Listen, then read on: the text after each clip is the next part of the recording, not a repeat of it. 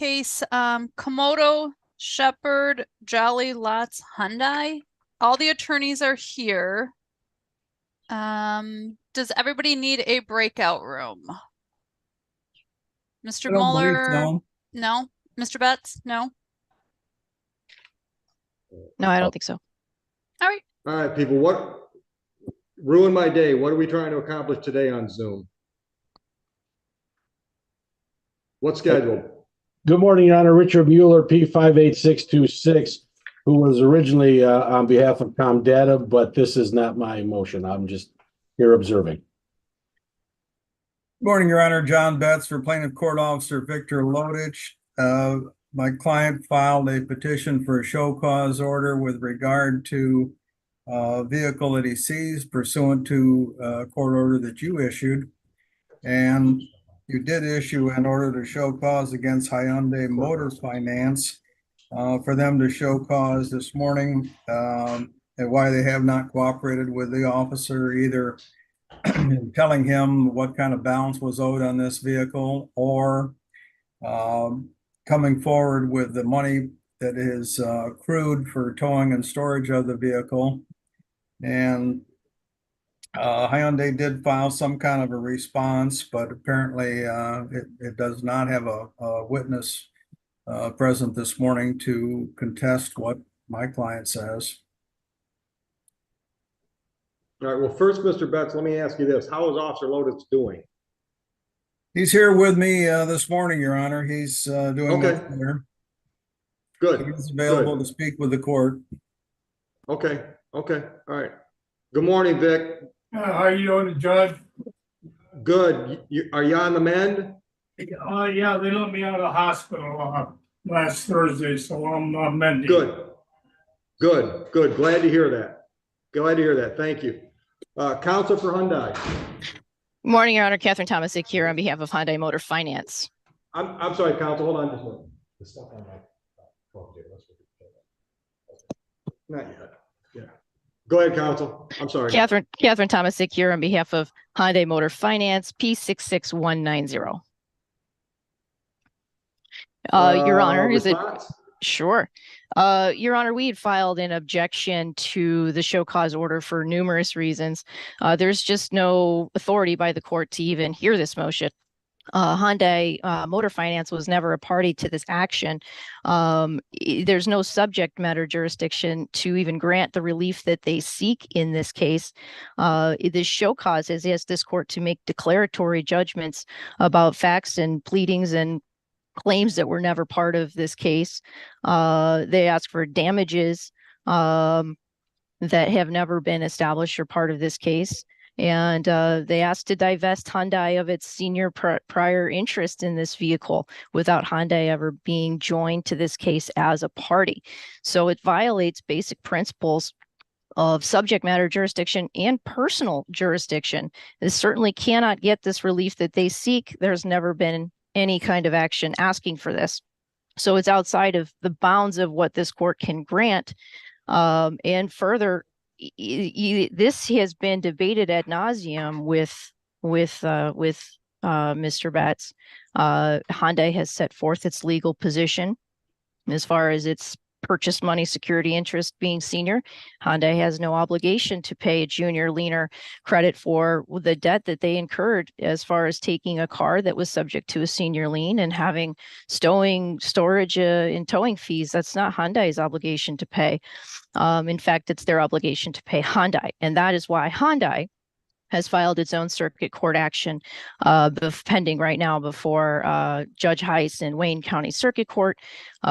Defendant Lotus, who's here, has been served with that. The responsive period is pending, and all of these issues, the declaratory relief that we're seeking, the damages that we're seeking, have been properly pled there and are properly before the court there. So we've filed a limited appearance here just to object to this show cause order and to ask for attorney's fees for having to do this, because Mr. Betts just won't observe the law that the black letter law that governs this matter, and he wants to violate my client's constitutional rights here by trying to divest them of an interest without personal subject matter jurisdiction. He refuses to observe basic long-standing law, and he misrepresents facts. Hyundai has provided him with the payoff. That was the supposed cornerstone of why he filed the show cause order in the first place, is that he couldn't obtain the amount of the lien that has been provided to him, and still he maintains this show cause. With all of those things being laid out in front of him, he willfully continues. So we've asked that this court would dismiss the show cause and give Hyundai attorney's fees for it. Thank you. Let me make sure I got the facts right, Mr. Betts. So plaintiff has come down, if I'm saying that right, defendant is Shepherd Transport. So Shepherd had a Hyundai in their possession that was financed by Hyundai Motors, right? That's correct, but I think the judgment debtor is Abatha Jolly Jr. He's the fellow who owned this car, or does own this car. Okay, so he was a named defendant on the other lines. Oh, he was defendant number 2. I got it. Right. Okay. All right. So defendant number 2, who plaintiff has a judgment against, had a Hyundai. Hyundai Motors had a lien against. Correct? Yes. That's correct. Okay. All right. So Officer Lodet seizes the vehicle. All right. So explain to me again. I want you to respond now to counsel's arguments that I have no subject matter jurisdiction over Hyundai. So explain to me how I do.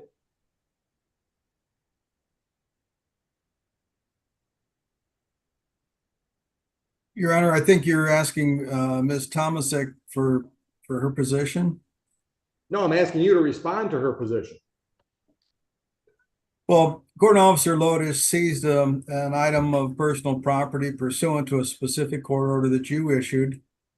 And there is no law anywhere that says he can't seize property that has a lien interest. And of course, after he seized it, he did whatever he could to figure out, number one, is there an existing lien? And even as of today, we still don't know exactly how they calculate the lien. We thought perhaps this car had been paid off. But there's no indication that Hyundai has done anything to try to collect from its actual borrower. I see he's present this morning on this Zoom hearing. But what we're really looking for is some help from the court to try to resolve this situation. We think that Hyundai prematurely went to circuit court and filed a suit against my client, Officer Lodich, and everything that he did was based upon an order that you issued, and the action that he took was in compliance with the order that you issued. So I don't know how there could possibly be jurisdiction in another court to try to determine what was done pursuant to your order. So I'm looking for some help from the court to try to resolve this situation. As it stands, there's approximately $14,500 towing and storage bill on this car.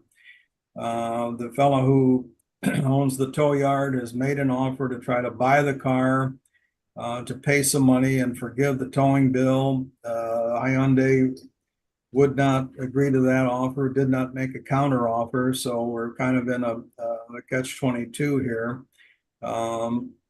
It may be that this car is worth slightly more than the towing and storage bill of $14,500, but then I guess the next issue would be, let's say for sake of discussion, Officer Lodich auctions off this car, and let's say for sake of discussion, it brings $18,000. Well, how is that money to be distributed? Does it go first to the towing and storage, or does it go to Hyundai? So I just see legal issue after legal issue here, which we're trying to avoid. Well, isn't it pretty settled law that as the finance company, they've got the primary claim against the vehicle and the value thereof? I'm sorry, Your Honor. I said, isn't it pretty settled law that as the underlying lien holder on the financing of the vehicle, they've got the first claim to any money generated from the sale of the vehicle? I'm not sure at all that. I mean, all I know is that Officer Lodich seized this car pursuant to a specific court order. He has possession of it. He's always had possession of it. And as I indicate, to the extent maybe we've got some equitable issues here. Hyundai hasn't done anything to try to protect its interest, hasn't sued its customer, hasn't collected from its customer. These payments on this car have to be delinquent for well over a year. I mean, Hyundai can't just sit on its rights and then complain. Ms. Kamas, response Yes. to that? Yes, I do, Your Honor. You had asked Mr. Betts to advise you how he has subject matter jurisdiction, and subject matter jurisdiction is established by pleadings. There have never been any pleadings, any, that have ever filed to advise this court that anybody is seeking to divest Hyundai of its interest and take that senior lien interest away, which is exactly what they're asking for in the show cause order. They're asking this court to declare the interests of a party that was never served, and then assess damages and declare that Hyundai somehow, there is no legal device whatsoever that would obligate Hyundai to pay their storing and towing fees. That is exactly counterintuitive to the established law that Mr. Betts has been educated on by me several times, and he just ignores. And he can laugh, but I mean, I do have emails to back it up, and he's just declined to debate, but it's there, and he's been served. His client's been served with more black letter law in the form of the complaint that's pending properly before the circuit court. It is my client that gets to choose which jurisdiction is proper, not Mr. Betts. And it is my client that gets to determine how it gets to enforce its rights, not Mr. Betts. And the other matter that we have is because there's no pleadings that ask for this relief, there's no subject matter jurisdiction, is a hard stop right there. The second hard stop is there's no personal jurisdiction. If they were never served, it was only after this case was closed, and there's certain facts that occurred after that case was closed that they're trying to reopen the case on a party that was never joined and seek relief all over, like as if they could do that. I've cited in my objection multiple cases, case law on the basic jurisdictional requirements that makes an order binding. And being a non-party, this order that they got is non-binding on Hyundai. That's just how it is. It's non-binding on a non-party. We don't take any issue with the fact that Mr. Loddick seized the car. He was within his rights to seize the car, but somebody that seizes a car does so, assuming the risks of a junior liener. That's subject to a senior lien. And the damages that they might claim are self-inflicted, maybe out of regret for making a bad decision of taking a car that is already secured by a lien, which would have been easily determined if they just looked at the records. So it seems a little disingenuous to bring a show cause in the district court when there's a pending circuit court matter already addressing all of these issues. Hyundai is permitted to seize the car. That's the relief that they're seeking in the circuit court. They're entitled to do that. There's no basis to drag them into the show cause hearing here. Go ahead, Mr. Betts. Well, Your Honor, the real bottom line is you issued an order compelling Hyundai to show cause why it didn't do certain things. That order stands. Hyundai has not filed a motion to set that order aside. They haven't explained by way of a witness, by way of sworn testimony, what they did, why they did it. Nothing of that nature.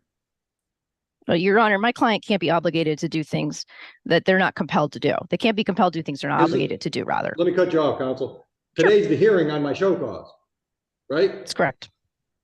Okay. Yes, and we filed an objection. Yeah, we filed to the bottom of. Yeah, we filed an objection that we can't even have this hearing because of the lack of subject matter and personal jurisdiction. And we did ask to have that order set aside. That's part of our objection. Right. Mr. Betts, anything else? No, as I say, Hyundai did not file a motion to set aside the show cause order. All they did was file an objection. So, unless and until that order is set aside, it stands. Okay, then I'll set it aside. I don't think I have any jurisdiction over Hyundai. Thank you, Your Honor. Your Honor. Yeah, who's talking? This is AJ Jolly, Abetha Jolly Jr. I'm the defendant in this case. I appreciate your time. The court officer also seized another vehicle from which I do not have a receipt. nor do I I don't have. think that's in front of me today, is it, Mr. Jolly?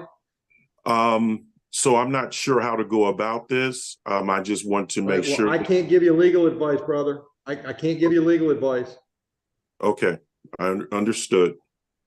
I mean, it's not fair to parties if I let you argue a motion that nobody knew was going to be argued today, I got you. or argue an issue.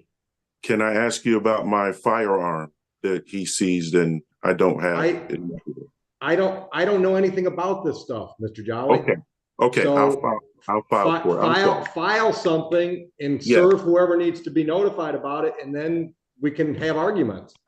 Absolutely. I do apologize for my. Okay. I'm not chastising. I'm just letting you know the way it works. It's not fair to bring things up that nobody knew was coming. Understood. Thank you, sir. All right. Okay. Anything else? Yeah, Judge, I have to ask, we did ask for attorney's fees. How much are you asking for? We asked for 2,000. All right. Mr. Betts? Your Honor, Court Officer Lodich is the one that should be awarded attorney fees because, as is indicated in his petition, Hyundai has been completely unreasonable to deal with. This could have been resolved months and months and months ago if they had simply responded to his request for information about the car. They did not. The only way they ever come forward with the information, and we say, of course, the information is incomplete, insufficient, but it was after we filed the show cause, served it, went to all that time, effort, and money to do that. Right. Let me ask you a question, Mr. Betts, and I'm not trying to trick bag anybody. So, court issues the order to seize. Court officer goes out and seizes the vehicle. It has an underlying lien on it. That can go to auction right now. Whatever it sells for, the lien's got to be paid off, right? Well, that would be the issue. What comes first, the towing and storage, the officer's fees, or the lien to Hyundai? But I guess that specific issue is not before you this morning. No, I'm just asking you. I'm just asking how it normally works, because I'm going back way back in the day when I used to do collections, and it was always the argument. The court officer had to figure out if the vehicle was worth storage fees, his fees, everything else before he ever seized the vehicle. Well, the easy answer is ordinarily the money that's owed to the lender on the car is far less than the car's value. And of course, Officer Lodich thought that was the situation when he seized it way back when. He received information to that effect from the judgment debtor. And of course, if he got the cooperation from Hyundai, that would have been resolved way back when. Hyundai could have been paid off, the towing could have been paid off. There'd be some money left over for the judgment creditor. Everything would have been fine. But because Hyundai would not cooperate, refused to cooperate, and even today they take a belligerent attitude. We don't have to cooperate. You don't have authority over us. Go away. It's not that simple. Which is all true. Unfortunately, it might not be playing nice, but I don't think that they've got any obligation to cooperate with a court officer that seizes the vehicle. If there's some legal obligation on behalf of the lien holder, tell me. Well, this situation arises periodically. The real bottom line is, how does the court officer get this information? There's only one place to get it, and that's from the lender. And he tried his best, his level best. He sent letters, he made phone calls. They would not cooperate. No, I understand what you're telling me, but what I'm asking you is tell me what authority there is that says they have to be nice and cooperate. I don't know of any. I don't think we're going to find authority. We're not going to find a statute that says that anybody has to cooperate with a court officer, but I mean, that's just general business in my opinion. If they have no legal authority to cooperate, I'm not going to charge them attorney fees because they didn't. Understood. And I'm not going to award costs to Hyundai because if they would have been nice, maybe we wouldn't have gotten to this point. Good luck in circuit court. Somebody submit me an order. Thank you, Judge. I will tell you that we did provide an affidavit that has those costs set out, and all they have to do is pay $16,930.12, and they can get rid of Hyundai forever. Thank you, Judge. All right, Bye-bye. good luck. Thank you. Heather, what do you got? We have live, no, Ian Morton, where are you? I'm sorry, Ian. No problem. Ian had a 9:45. Holiday versus Peltzer or Pelzer. 24-01768.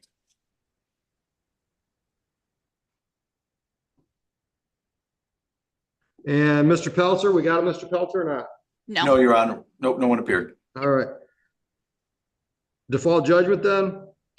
Yes, Your Honor. At this time, we ask for default judgment for possession to be entered. Total balance is $3,702.29. We'll submit the proposed judgment to the court briefly. Granted.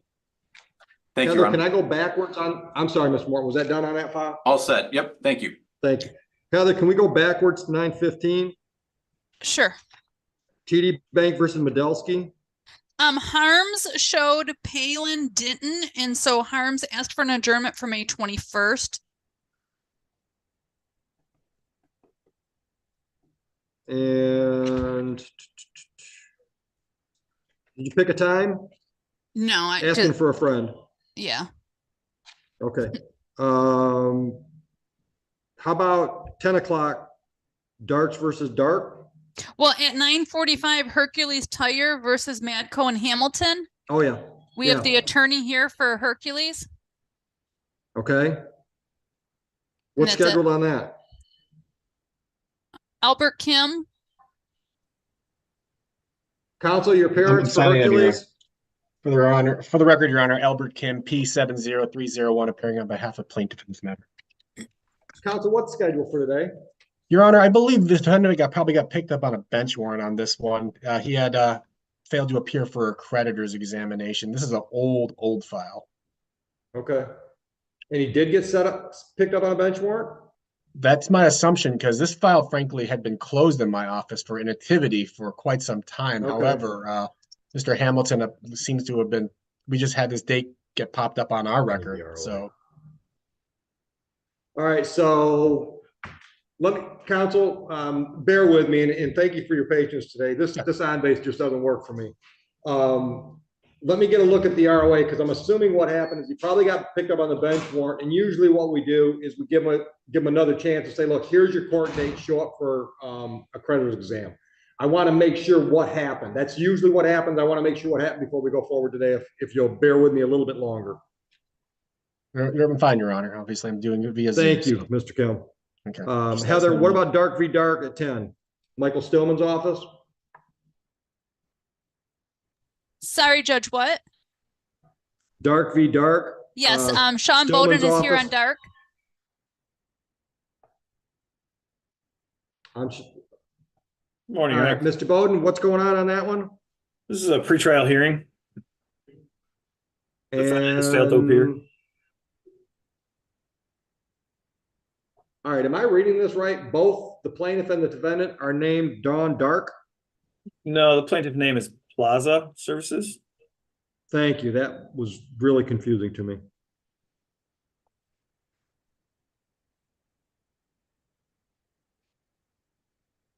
All right, and you represent the plaintiff That is correct, Your Honor. and no defendant? No defendant. All right. Pre-trial today, so I'm assuming you're after default. Yes, Your Honor. Thank you. You'll submit? Yes, Your Honor. Thank you, sir. Heather, how about Thank you. SMSC Federal Credit versus Gauze? They are outside live. I gotta have Joe bring them in. Thank you.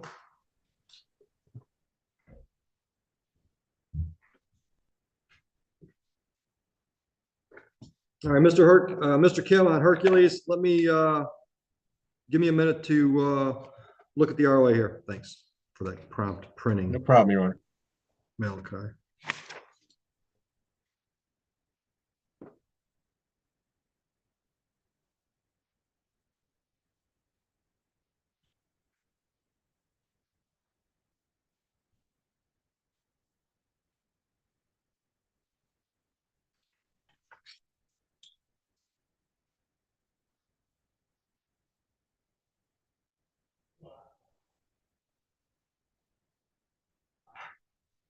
Yeah. Mr. Kim, I was correct. Shh, quiet, I'm still on the record. Mr. Kim, I was correct. It looks like Mr. Hamilton was in court on March 14th and given a date to appear for today. And judgment amount. Do you have the judgment amount? I'm trying to find it here. Yeah, hold on, Your Honor. Let me pull it up. Way back when it was $9,900, so it's probably higher than that now.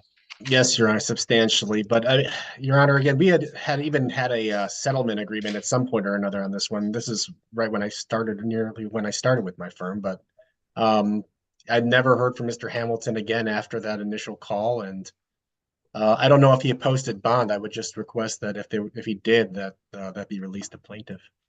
I don't have any record that he did. And then I would also move that his bench warrant be reinstated and see if he comes back. Yeah, let's see if a $10,000 bench warrant gets him to take this seriously. Understood. Your Honor, do we have to file it, or does the court file those? I can't recall. I don't like to do paperwork, so you file, I'll sign it. All right, understood, Your Honor.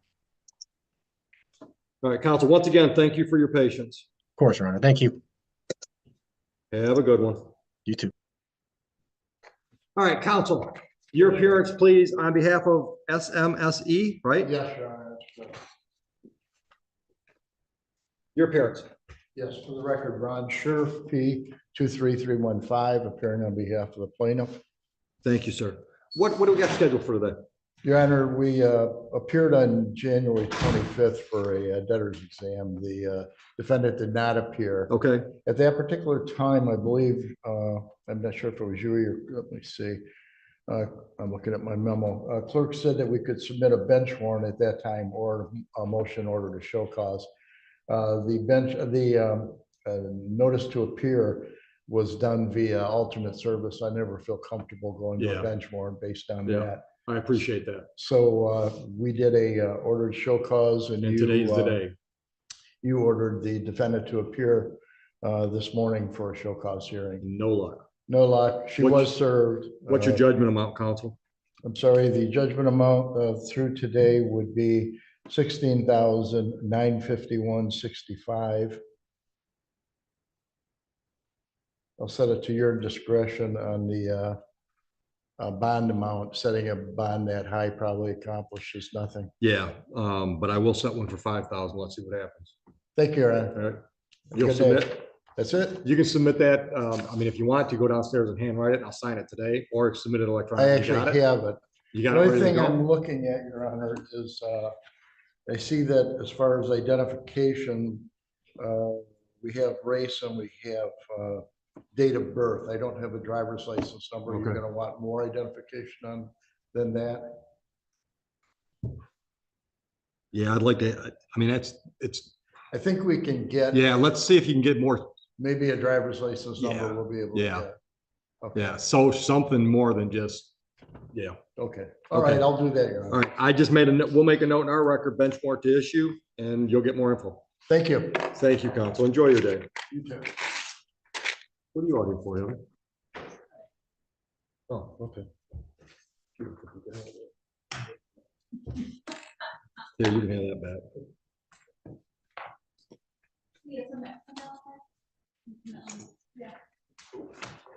Hey, would you keep all that stuff together until May 21? Yeah. Actually, you know what? What day is May 21?